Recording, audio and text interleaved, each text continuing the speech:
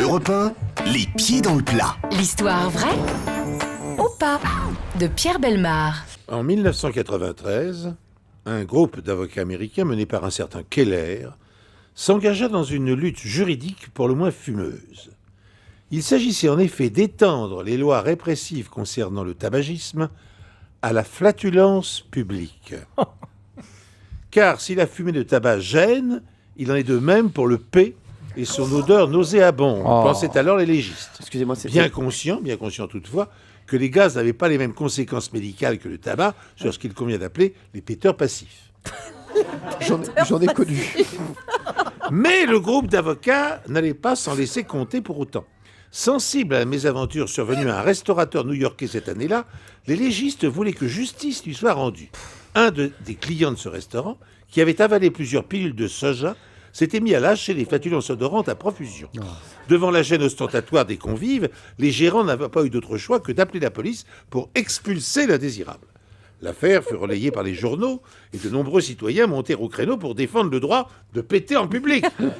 L'histoire a été si loin que des juristes pro-pétomanes ont pris le relais en invoquant que la liberté d'évacuation des gaz devait être protégée par le 1er et le 4e amendement de la Constitution des États-Unis.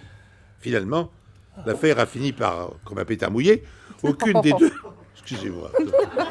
Jeu de mots au passage. Bon. Aucune des deux parties n'a obtenu gain de cause. La justice a maintenu le statu quo entre défenseurs et opposants au paix public, estimant que cette bataille ne valait finalement pas un peu de lapin, bien sûr. Belle histoire. C'est Très, beau, très mais... belle. Très, très belle. Alors, drôle, donc cette histoire, est-ce que vous y croyez, Franck Tapiron? Écoutez, j'avoue ne jamais avoir eu vent de cette histoire. Il fallait que je la fasse. C'est obligatoire. Oui. Voilà.